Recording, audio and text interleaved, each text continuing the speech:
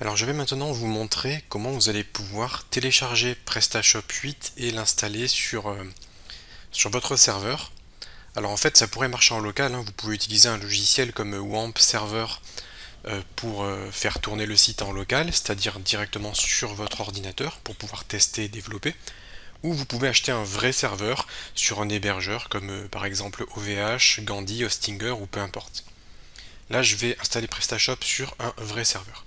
Je vous invite à saisir Download PrestaShop GitHub, histoire de trouver la version directement sur GitHub, qui est la version open source, que vous allez pouvoir donc récupérer. On va aller sur le premier lien ici, qui sera le projet officiel. Donc là vous avez accès à tout le code source, et on va cliquer ici un peu plus bas sur les releases. Les releases, ce sont toutes les versions qui ont été publiées. Et là, vous pouvez voir donc les différentes versions de PrestaShop. Alors moi, je vais me baser sur la version 8. En fait, on pourrait utiliser la 8.01, 8.02, 8.03. À chaque fois, ce sont quelques petites modifications. En général, quand on a une version majeure comme ça, toutes les autres petites versions, ça va être quelques petits correctifs par-ci par-là. Donc moi, pour la démonstration, je vais prendre la 8.0, je vais aller dans les tags, ça sera plus facile pour moi de m'y retrouver. Dans les tags ici, je peux voir les différentes versions qui sont sorties. Donc vous voyez, c'est ce que je vous disais, hein, 8.04, 8.03, 8.02, il n'y a pas beaucoup de changements, hein. Ça reste des modifications assez minimes. Je vais cliquer sur Next, et là je vais trouver la 8.0.0, qui est vraiment la version 8 première du nom. Je vais cliquer sur Download. Ici j'arrive sur la page PrestaShop 8, et en dessous dans les assets, nous ce qui nous intéresse, ça va être de récupérer le zip ici. Donc je vais cliquer sur PrestaShop 8.00 zip. Et là le téléchargement se lance et je vais attendre quelques minutes. Une fois que vous avez téléchargé le zip, vous allez pouvoir l'extraire et à l'intérieur du zip, vous allez trouver un autre zip. Et c'est ce second zip que nous allons extraire ici. Donc là j'ai l'intégralité du contenu du zip.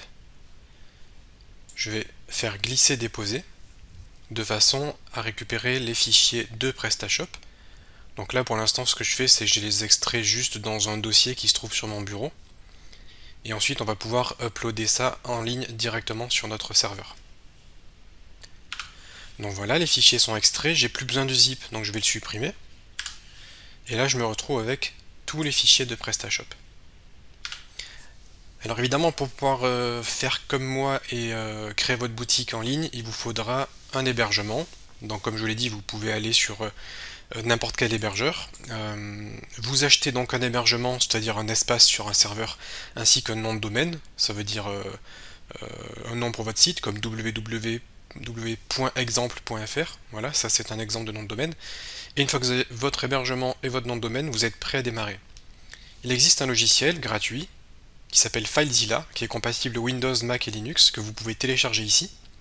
Et FileZilla, c'est un logiciel qui va vous permettre d'explorer votre serveur.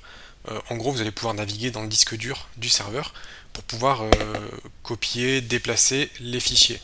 Nous, on va utiliser FileZilla pour pouvoir uploader PrestaShop sur notre serveur. Alors moi, j'ai déjà téléchargé et installé FileZilla, c'est ici. Et juste ici, là, en haut à gauche, vous avez le gestionnaire de site. Vous allez pouvoir créer un nouveau site. Donc si vous avez acheté exemple.fr, vous allez pouvoir créer exemple.fr. Et lorsque vous achetez un hébergement chez un hébergeur, il va vous fournir vos identifiants et mots de passe qui vont vous permettre d'accéder à votre serveur. Vous avez juste à saisir cet identifiant et ce mot de passe. Et ensuite, vous allez pouvoir vous connecter et explorer votre serveur. Donc moi là, je suis dans un dossier de mon serveur ici. Et ce dossier s'appelle PrestaShop 8. Comme vous pouvez le voir, le dossier est vide. Si je fais clic droit, nouveau fichier, test.html par exemple, je fais OK. Ça va me créer un nouveau fichier sur le serveur. Et si j'actualise la page ici, hop, vous voyez que test.html apparaît. Je peux cliquer dessus et ça m'emmène sur la page test.html qui est toute blanche parce qu'elle est vide. Donc vous voyez, FileZilla me permet vraiment de créer des fichiers sur mon serveur. Donc là je vais supprimer ça parce qu'évidemment j'ai pas besoin de ça. Par contre, ce dont j'ai besoin, c'est l'intégralité des fichiers de PrestaShop que je vais sélectionner et faire glisser-déposer sur mon serveur en ligne ici. Et là, il y a beaucoup de fichiers, il y a plusieurs dizaines de milliers de fichiers. Ça peut prendre un peu de temps selon votre débit internet. Donc ce que je vous propose, c'est que je mette la vidéo en pause le temps que l'intégralité des fichiers soit copiée sur mon serveur. Voilà, je viens de terminer d'uploader l'intégralité des fichiers de PrestaShop sur mon serveur. Donc là, vous pouvez constater que on a bien tout qui a été copié, et dans les transferts réussis ici, on a à peu près 22 000 fichiers qui ont bien été transférés. Si jamais il y avait eu des erreurs ou des fichiers manquants, on aurait eu quelque chose dans transfert échoué. Alors faites bien attention de tout avoir, sinon si les fichiers sont incomplets, forcément, ça ne marchera pas. Je vais retourner ici sur mon navigateur, je suis dans le dossier PrestaShop 8, qui est le dossier sur le serveur dans lequel j'ai mis l'intégralité de PrestaShop. Je vais rafraîchir la page, et là forcément ça va m'afficher la page d'installation de PrestaShop de base. Donc là j'arrive sur l'assistant d'installation. Je vais cliquer sur Next pour passer à l'étape suivante. Donc ici en fait vous choisissez la langue, ici vous acceptez les conditions d'utilisation. Ensuite ça va vérifier la compatibilité du système. Donc là a priori tout est compatible puisque j'ai pas eu d'alerte. Au niveau du nom de la boutique, vous allez choisir le nom que vous souhaitez. Idem pour le reste des informations, vous saisissez votre nom, prénom, email, mot de passe, puis vous cliquez sur Suivant pour passer à la prochaine étape. Alors la prochaine étape consiste à indiquer si on veut ou non installer des produits de démo. Ça va juste ajouter des faux produits dans votre catalogue, histoire que votre boutique en ligne ressemble à quelque chose. En fait, c'est vraiment juste pour vous montrer à quoi doit ressembler une boutique terminée. Moi, je vais cliquer sur non, parce que je ne veux pas installer les produits de démo. Je veux vraiment une boutique vide, avec aucun produit, ce qui me permettra de travailler dans un environnement clean. Et par contre, je vais installer tous les modules recommandés. Ça va installer les modules de base de PrestaShop. Certains ne me seront peut-être pas utiles, mais ça ne coûte pas grand-chose de tout laisser cocher. Je vais cliquer sur Suivant. Ici, c'est l'étape un petit peu plus complexe, c'est la connexion à votre base de données. Alors si vous êtes en local, la base de données sera accessible en 127.0.0.1, si vous travaillez avec WAMP Server par exemple. Et par défaut, le pseudo c'est root et le mot de passe est vide sur Windows. Et je crois que sur Mac et Linux, le mot de passe c'est root à l'envers, donc T-O-O-R. Moi je vais travailler sur un vrai serveur avec une vraie base de données.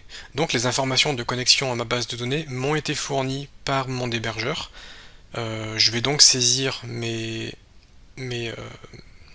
crédentials et je vais ensuite cliquer sur Suivant. L'installation se déclenche dès que vous cliquez sur Suivant et ça va donc installer PrestaShop, configurer votre base de données et préparer votre boutique. Il se peut qu'à l'étape 13% vous ayez un plantage, un message d'erreur. Ça c'est parce que je crois bien que PrestaShop a changé dernièrement et maintenant le format de la base de données est différent de celui d'avant. Et si vous avez un message d'erreur à l'étape 13%, donc moi j'ai pas eu d'erreur, ça veut dire que c'est bon, mais si jamais vous avez un message d'erreur à l'étape 13%, vous copiez-collez le message d'erreur sur Google, vous regardez un petit peu au niveau des forums, et en fait il y aura juste un petit fichier à modifier parmi les fichiers de PrestaShop, il y aura un petit fichier à modifier, et il faudra simplement remplacer un mot pour bien utiliser le format encodage UTF-8. Donc voilà, sachez juste que si vous avez une erreur à 13%, c'est une erreur qui est assez connue, qui peut se produire, et c'est assez simple à corriger. Recherchez juste votre erreur sur internet, vous épluchez quelques liens et vous trouverez la solution. Bon là a priori l'installation se déroule bien et on va pas tarder à avoir une boutique fonctionnelle. Voilà, l'installation est terminée et j'ai maintenant accès au back-office ainsi que au front-office. Alors je vais cliquer sur Découvrir ma boutique, ce qui va me permettre de visualiser donc ma boutique PrestaShop qui a été installée. Et comme on n'a pas installé de produit de démo, notre boutique est totalement vide. Avant de vous montrer à quoi ressemble le back-office, je vais retourner sur FileZilla et la chose super importante à faire, c'est de supprimer ici le dossier install qui n'est plus nécessaire. Il est nécessaire uniquement pour l'installation et une fois que l'installation est terminée, vous devez absolument le supprimer.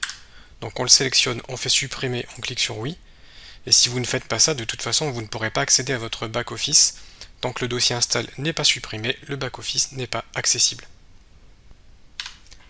La suppression a été effectuée, je peux maintenant retourner ici, dans l'assistant d'installation, et je vais cliquer sur Gérer la boutique pour accéder à la partie administration de mon magasin en ligne PrestaShop. Et ici, j'ai plus qu'à saisir mon email et mon mot de passe pour pouvoir me connecter à l'administration. Voilà, je suis connecté au back-office, je peux gérer donc mes commandes, le catalogue avec les produits et les catégories, je peux gérer les clients, les modules pour ajouter des fonctionnalités, je peux modifier l'apparence, les moyens de livraison et les moyens de paiement, les traductions et gérer les paramètres de ma boutique. J'ai fait tout un tas de formations, tout un tas de vidéos sur l'utilisation de PrestaShop. Je vous invite à consulter donc la chaîne YouTube si vous voulez tout simplement apprendre à utiliser PrestaShop. Mais là, l'installation est terminée. On a réussi à installer en ligne une boutique PrestaShop prête à être utilisée.